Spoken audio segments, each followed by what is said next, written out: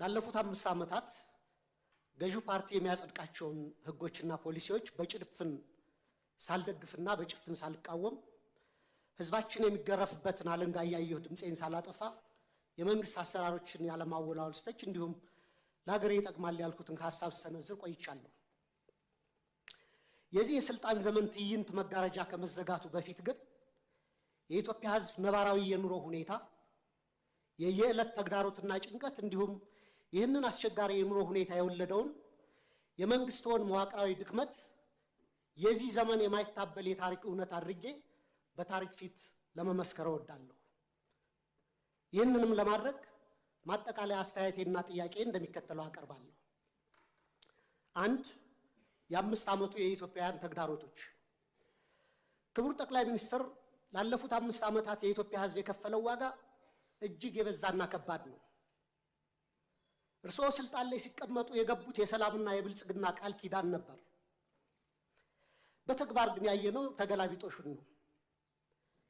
የሰሜን ኢትዮጵያ ጦርነት ያስከተለው አስከፊ ሰብአዊ ውድመትና ጠባሳ ሳይሽር ዛሬም በአማራ፣ በኦሮሚያ፣ በጋምቤላ፣ በቤንሻንጉል ጉሙዝና በሌሎችም አካባቢዎች የሚታዩት ቀጣይነት ያላቸው ግጭቶችና ጦርነቶች፣ ብሔርና ሃይማኖት ተኮር ጥቃቶች፣ እገታዎችና አለመረጋጋቶች የዜጎችን የመኖር መብት ነፍገዋል። በቅርቡም ከትግራይና ከኤርትራ ኃይሎች ጋር የሌላ ጦርነት ስጋት አሳሳቢ ደረጃ ላይ ደርሷል።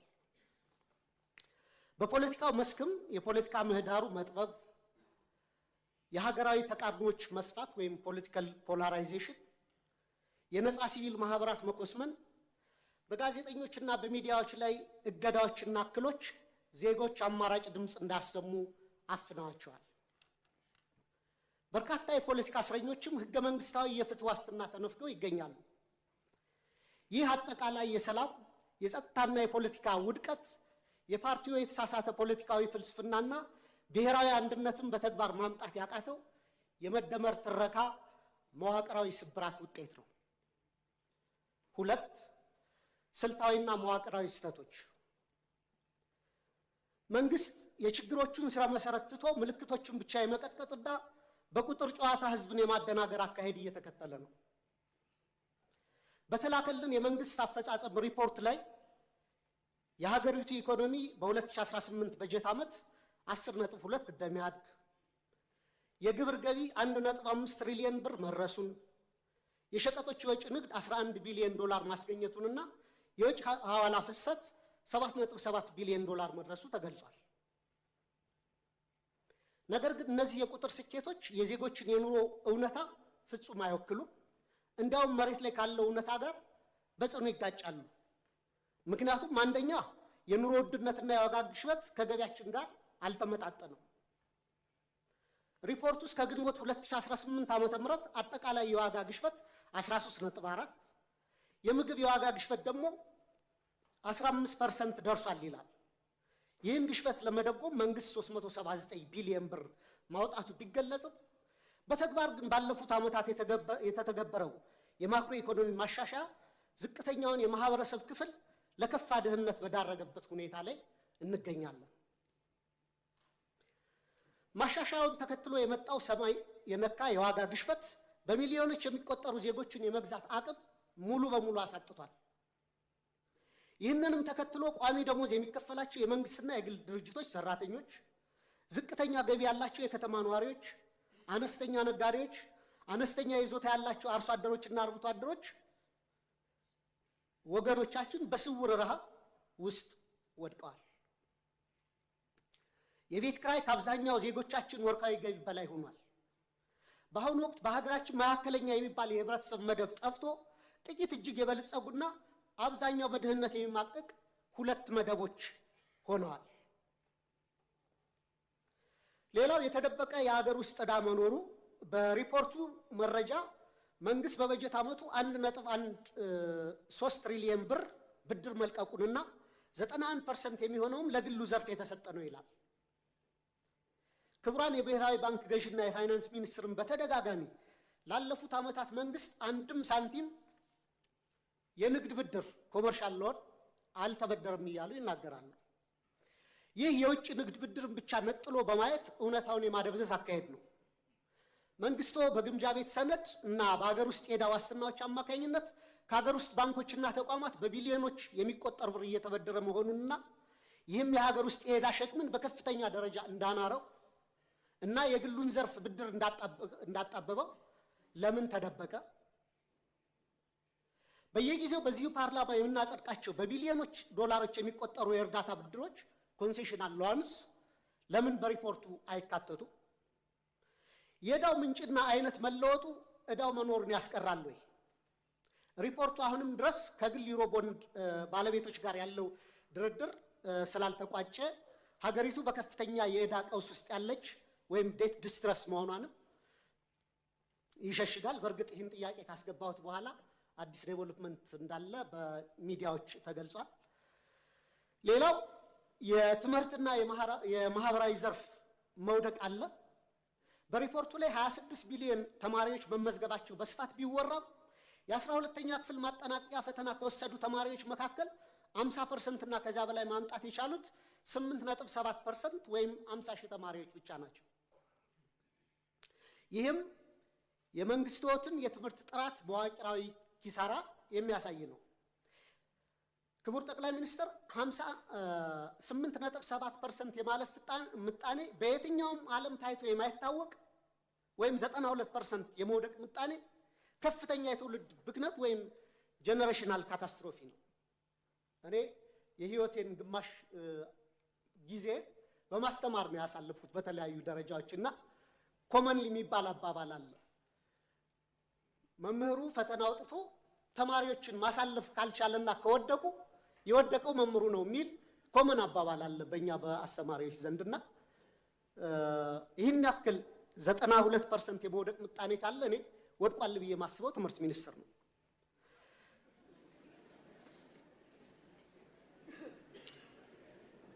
በዚህ ሁሉ ተስፋ አስቆራጭ ሂደት ውስጥ አልፈው ለሚመረቁ ወጣቶችም የስራ ዕድል የለም። ይባስ ብሎም ወደ 7 ሚሊዮን የሚደርሱ ተማሪዎች አሁንም ድረስ ከትምህርት ገበታቸው ተገልለው ይገኛሉ። ይህ 7 ሚሊዮን አሃዝ ከ20 በላይ የአፍሪካ ሀገራት እያንዳንዳቸው ካላቸው አጠቃላይ የህዝብ ቁጥር በላይ መሆኑንም ልብ ይሏል። ሌላው የሰብአዊ ቀውሶች ትኩረት አለመሰጠቱ ነው። መንግስቱ የመረጃ ማጥራት ስራ ሰርቻለሁ በሚል ሰበብ የሰብአዊ ድጋፍ ፈላጊዎች ቁጥር ከ27 ሚሊዮን ወደ 2.3 ሚሊዮን ወርዷል ይላል። ነገር ግን መሬት ላይ በጦርነትና በድርቅ ምክንያት የተፈናቀሉ፣ የዕለት ደራሽ እርዳታ ያጡ፣ ለቤተሰቦቻቸው ፍጆታ በቂ ምርት የማያመርቱ በሚሊዮን የሚቆጠሩ ዜጎች እያሉን ይህንን ቁጥር ወደ 2.3 ሚሊዮን ዝቅ አድርጎ ማቅረብ ፖለቲካዊ ቁጥር ማሳመር እንጂ የዜጎችን ነባራዊ ህይወት በተጨባጭ የሚያሳይ አይመስለኝም። እንደ WFP፣ ፋኦ፣ ፋሚን ኢርሊ ዋርኒንግ ኔትወርክ የሚያስቀምጡት ዝቅተኛ ግምት ከ15.8 እስከ 21.4 ሚሊዮን ኢትዮጵያ ከፍተኛ የምግብ እጥረት ውስጥ እንደሚገኙ ነው።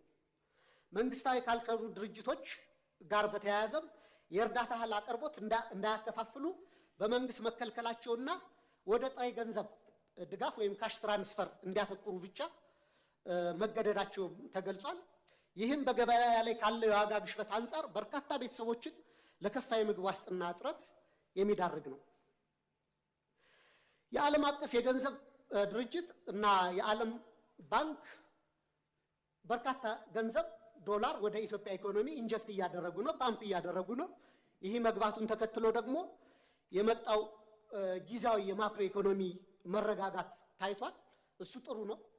የፎሬን ከረንሲ ሪዘርቭ ማደጉ የማክሮ ኢኮኖሚ አመላካቾችም በተወሰነ ደረጃ መረጋጋት ማሳየታቸው መልካም ጅማሮ ቢሆንም የተገኘው ለውጥ የኢትዮጵያውያንን ህይወት በተግባር ካልቀየረ ዘላቂ ትርጉም አይኖረውም። የችግሮቻችን ስረ መሰረት ችላ በማለት በጊዜያዊ ማስታገሻዎችና በፎሬክስ ክምችት እድገት ትረካ ብቻ ሀገር ረጅም መንገድ መውሰድ የምንችል አይመስለኝም። 3 የመፍትሄ ሐሳቦች። ክቡር ጠቅላይ ሚኒስትር፣ እኔ በተደጋጋሚ ለማሳየት እንደሞከርኩት ለሀገራችን ዘላቂ ሰላምና መረጋጋት፣ ብሔራዊ ደህንነትና ልማት የሚከተሉት 3 መፍትሄዎች ዛሬም በመጨረሻ ቀን ደጋግሜ ማቅረብ እፈልጋለሁ። 1 እውነተኛ ብሔራዊ ውይይትና የፖለቲካል መፍትሄ ፖለቲካል ሴትልመንት መድረስ አለብን። በብሔራዊ ምክክር አጀንዳ ማሰባሰብ ሂደት ከ200 ሺህ በላይ ዜጎች ተሳትፈውባታል የተባለለት ሂደት ሐምሌ 2008 ጀምሮ ሀገራዊ ምክክር ጉባኤው እንደሚካሄድ ተገልጿል። ይህንን አንደኛ ከመንግስት የፖለቲካ ተጽዕኖ ሙሉ በሙሉ ነፃ ማድረግ፣ ሁለተኛ አሁንም ተቻኩለን ሂደቱን ለመጨረስ ከምንሯሯጥ ይልቅ ሁሉንም የታጠቁና ያልታጠቁ የፖለቲካ ኃይሎችን ያካተተ እውነተኛ የምክክር ሂደት ማድረግ ያስፈልጋል ብዬ አስባለሁ። ሀገራችን እግር ከወርች አስረው የያዟትን የፖለቲካ ቅራኔዎች በዘላቂነት ለመፍታት ወደ ነፃና ፍትሃዊ የሽግግር ሂደት ትራንዚሽናል ጀስቲስ ሂደት ማምራትና ሁሉን አቀፍ ሀገራዊ እርቅ ማውረድ ብቸኛው መውጫ መንገዳችን ነው። የታጠቁ ኃይሎች ውጊያ በቀጠሉበት ሁኔታ የሚካሄድ የምክክር ሂደቱ በተጠናቀቀ ማግስት የእርስ በርስ ጦርነቱ ከቀጠለ የምክክር ሂደቱ ከፍተኛ የገንዘብና ጊዜ ባከነበት ትርጉም የለሽ ሂደት ሆኖ እንደ ማንነትና ወሰን እንዲሁም እንደ ብሔራዊ እርቀ ሰላም ኮሚሽኖች ያለ ውጤት ይበተናል። ሁለት ሁሉን አሳታፊ ህገ መንግስታዊ ማሻሻያና እውነተኛ ፌደራላዊ ስርዓት ማቆም ያስፈልጋል።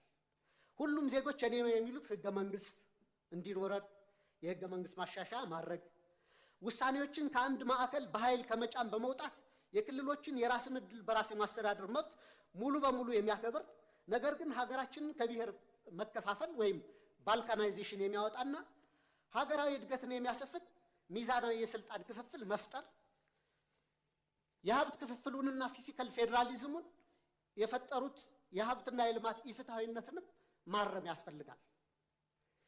የሀገር ውስጥ የምርት መነቃቃትና ማህበራዊ ዋስትናንም ማጠናከር ይገባናል።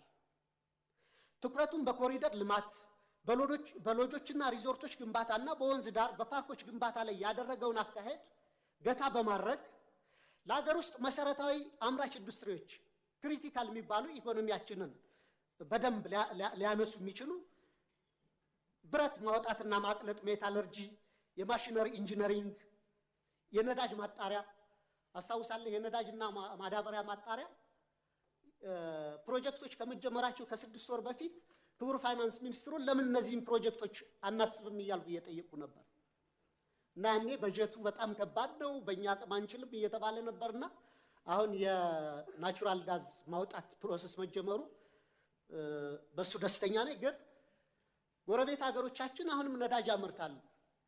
ከነዚህ ሀገሮች ገዝተን አጣርተን ባይ ፕሮዳክቱንም የመጠቀም የሀገራችንን የነዳጅ ፍጆታ ከመሸፈን አልፈን ለጎረቤት ሀገሮች መላክ ስለምንችል በደርግ ጊዜ ተደርጎ ስለነበር አሁንም የነዳጅ ማጣሪያ እንዲታሰብበት፣ የማዳበሪያ ፋብሪካም ጠይቄ ነበር። የዩሪያው መጀመሩ በጎ ነው። የዳፕ ማዳበሪያ ፋብሪካ ማሰብ መጀመር አለብን።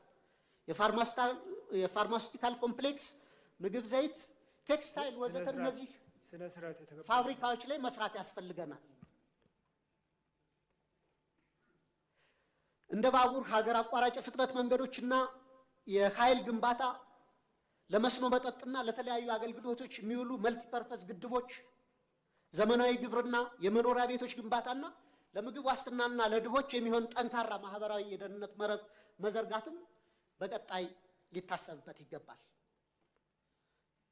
በመጨረሻም ጥያቄ መንግስቱ ላለፉት 5 ዓመታት ሲከተለው የቆየውን የፖለቲካ ችግሮችን በኃይል ከመፍታት ወደ ሰለጠነ የፖለቲካ ድርድር በመሻገር ሀገራዊ አቅምን የበሉትን የትጥቅ ግጭቶች በዘላቂነት ለመቋጨት ሁሉንም የታጠቁ ኃይሎች የሚጋብዝበት እውነተኛና አካታች የፖለቲካ ድርድር ለማድረግ እንዲሁም የህዝቡን መሰረታዊ ህልውናና የኑሮ ዋስትና ለማረጋገጥ የሚወስዱት በተግባር የሚለካ ግልጽ የሰላም የጊዜ ሰሌዳ ለማዘጋጀት ያለውን ቁርጠኝነት ቢያብራሩልን። የኢትዮጵያ ህዝብ አዲሱ 2019 ዓ.ም በተግባር ላይ የሚችለው ተጨባጭ ተስፋ ምን እንደሆነም እንዲያስረዱ ጠይቃለሁ። በጣም አመሰግናለሁ። ፕሪቶሪያ እንደ ድርድር ብቻ መታየት ያለበት ጉዳይ አይመስለኝም። ብዙ ውጤት ያስገኘ የሰላም ስምምነት ነው። ከሁሉ በላይ አሸናፊና ተሸናፊ እኩል ቁጭ ብለው የተወያዩበት ድርድር ነው። መንግስት ካሸነፈ በኋላ የተሸነፈውን ኃይል አስቀምጦ ተደራድሮ መፈራረም ብቻ አይደለም፣ በችግር ውስጥ የነበሩ የታጠቁ ኃይሎች ቀልቦ ብዙ ድጋፍ ሰጥቶ ለሰላም ያለውን ቁርጠኝነት ለማሳየት ሙከራ አድርጓል። በዚያ ስምምነት ምን ተገኘ ያላችሁ እንደሆነ ቢያንስ በትግራይ ጊዜያዊ መንግስት ማቋቋም ተችሏል። መንግስት ማቋቋም ቀላል ነገር አይደለም። ከ60 ሺህ ያላነሱ የታጠቁ ኃይሎች በዲዲአር አስፈላጊው ክፍያ ተፈጽሞላቸው ከሰራዊቱ እንዲቀነሱ ሙከራ ተደርጓል። በርከት ያሉ እስረኞች፣ ምርኮኞች ተፈተዋል። በጦርነቱ የማረክናቸውን በርካታ ሰዎች ፈተናል። አንዳንድ ምርኮኞች ናቸው አሁን እዛ ሄደው ዋና ተቆርቋሪ ሆነው የትግራይን ሕዝብ እያመሱ ያሉት። ምርኮኞች መፍታት ብቻ ሳይሆን ሰርቪስ ቆሞ የነበረ በአየር፣ በቴሌኮም፣ በተለያየ መንገድ ሰርቪሶች ተለቀዋል። ከዚያ ባሻገር እነዚህ ኃይሎች ሀብታችን፣ ንብረታችን የሚሏቸውን በተለያየ ቦታ ያሉ ሀብቶቻቸውን ጠብቀን አቆይተን ሰጥተናቸዋል። ቤቶች፣ ህንፃዎች እንደምታውቁት ማለት ነው። ከየት መጣ ብለን በቀላሉ ምክንያት ፈጥረን መውረስ የምንችላቸውን ሀብቶች ለሰላም ሲባል አቆይተን መልሰናል። አሁን ዛሬ እዛ ሰላም የሚያውቁ ኃይሎች ሚስቶቻቸው፣ ልጆቻቸው ከፊሉ አዲስ አበባ፣ አብዛኛው ውጭ ሀገር እንዳሉ እናውቃለን። አዲስ አበባ ያሉትን ከፊል ቤተሰብ ያልነካንበት ዋናው ምክንያት በአንድ ሰው ጥፋት ዘሆል ቤተሰብ መታመሱን እንደ መንግስት በወደ ሰፊነት ማየት ይሻላል ብለን ስላሰብን በርካታ ጥቅም ከማስገኘቱ በተጨማሪ ለምን ፕሪቶሪያ ተስማማችሁ የሚሉ ደግሞ በጣም በርካታ አኩራፊዎች ተፈጥረዋል። ቲፒኤልኤፍ ብቻ ሳይሆን ትግራይ መውደም ነበረባት ብለው የሚያስቡ ኃይሎች አኩርፈዋል። ከኛም ገሸሽ ብለዋል። በአንጻሩ እነሱ ይተባበሩ ሞክረዋል። ፕሪቶሪያ እንዲህ ያለውን በርካታ ነገር በውስጡ የያዘ ነው። ከዚያ በኋላስ በየቀኑ በርከት ያሉ ውጊያ፣ ጦርነት ሊቀሰቅሱ የሚችሉ ፕሮቮኬሽንስ በየጊዜው ትግራይ ባሉ ኃይሎች ይፈጸማል። በየጊዜው ከሁሉ የከፋው አሁን በርካታ የትግራይ ልጆች በጉልበት ታፍሰው ሱዳን ላለው ጦርነት ተሽጠዋል። በሱዳን ጦርነት ውስጥ የትግራይ ወጣቶች በማያውቁት ጉዳይ ሕይወታቸውን እያጡ ይገኛሉ። ኢትዮጵያ ውስጥ ያለው ጉዳይ አልበቃ ብሎ ጉዳይ ወደ ሱዳን ተሸጋግሯል። በዚህ ሁሉ ውስጥ የትግራይ ሕዝብ ተጎጂ ነው። የትግራይ ሕዝብ የችግሩ ባለቤት ሳይሆን የችግሩ ገፈት ቀማሽ ነው። የትግራይ ሕዝብን ችግር የበለጠ ያባባሰው የውስጥ ቁስል መሆኑ ነው። የማይታይ የውስጥ ቁስል በቀላሉ የማይሽር መሆኑ ነው። በነገራችን ላይ ዛሬ በትግራይ ውስጥ ከሚኖር ትግራዋይ በላይ በሰላም ወጥቶ መግባት የሚችል አፈሳ የማይካሄድበት በደሴ፣ በጎንደር፣ በባህር ዳር፣ በአዲስ አበባ፣ ቢሾፍቱ፣ አዳማ፣ አርባ ምንጭ፣ ሐዋሳ ያለ ትግራዋይ ትግራይ ካለው ሰው በላይ ሰላም አለው። ትግራይ ካለው ሰው በላይ በሰላም ወጥቶ መግባት ይችላል። የሚያሳዝነው ይህ ጉዳይ ግን ትግራይ ብቻ አይደለም።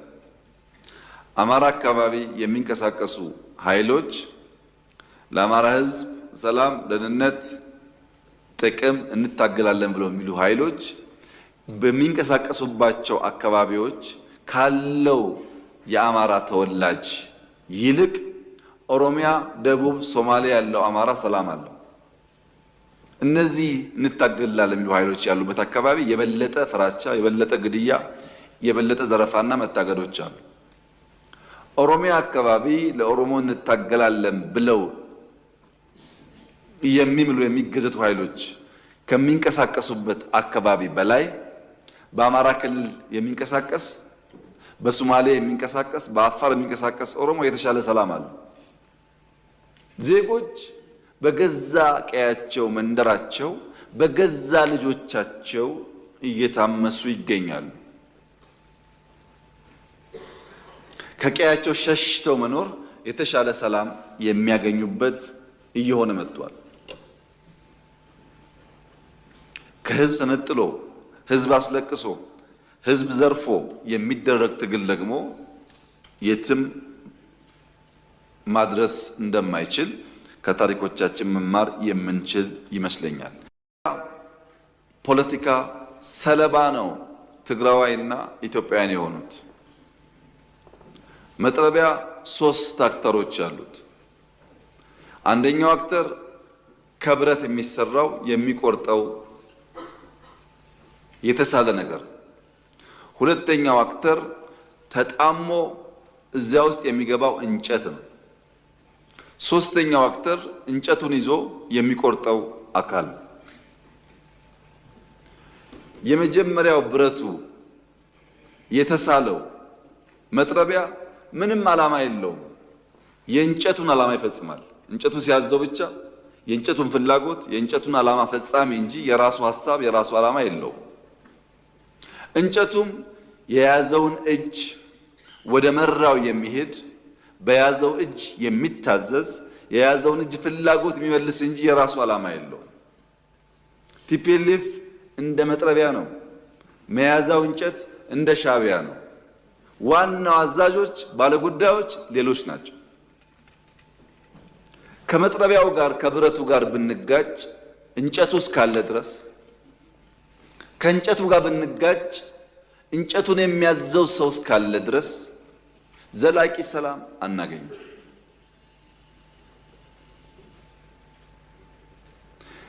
ይልቁንስ ለመጥረቢያውና ለእንጨቱ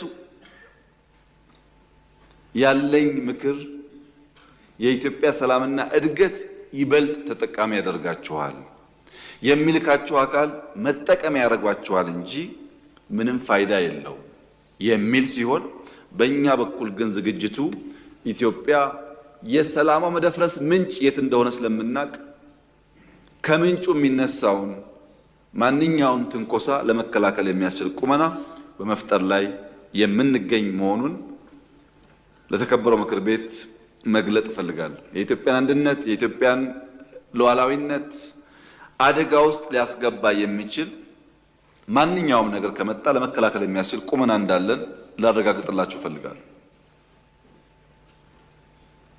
መጥረቢያውና መያዣውን እጅ ግን እንጨት ግን በተቻለ መጠን መታገስ፣ በተቻለ መጠን ማስተማር፣ በተቻለ መጠን መመለስ ያስፈልጋል።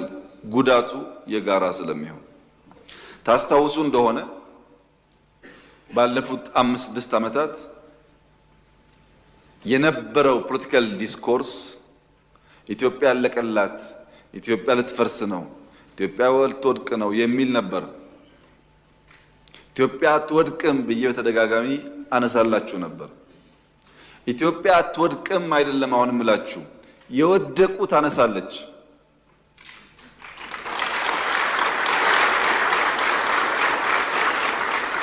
የወደቁ ታነሳለች፣ የተኙ ታነቃለች። ሊለሙ ሊበለጽጉ ሲገባቸው ያልገባቸውን ወንድምና እህቶቿን አንቅታ ወደ ብልጽግና ጎዳና ትወስዳለች። ይህ የኢትዮጵያ ጉዞ ይሆናል። በነገራችን ላይ ዶክተር ደሳለኝ ጫኔ ዛሬ ጥያቄ ንግግር ሲያደርጉ በጣም ደስ ያለኝ ነገር ምን ያክል መደመርን እንደበሉት ነው። እውነቴን ነው። በጣም ደስ ያለኝ ስለ ሚዛናዊነት፣ ስለ ክልል ኢምፓወርመንት እና ስለ ሀገር ዩኒቲ ኮሪደር ላይ ብቻ ሳይሆን ዳይቨርሲፋይድ ኢኮኖሚ ለመገንባት በጣም ትላልቅ ቁም ነገሮች አንስተዋል። ሙሉ በሙሉ የመደመር መንግስት እሳቤዎች ማለት ነው። ይሄ በነበረን ቆይታ አንዱ ከአንዱ ሀሳብ ተወራርሷል ማለት ነው። ሀሳባቸው ሲሰነዝሩ ኮሪደር ብቻ መሆን የለበትም ማዳበሪያ ፋብሪካም አሉ፣ መሆን የለበትም ግድብም አሉ። ስለዚህ አቋማችን በብዙ ጉዳይ እየተቀራረበ ስለመጣ በጋራ የምንሰራበትን ነገር ብናሰፋ ጥሩ ነው ለማለት ብዬ ነው።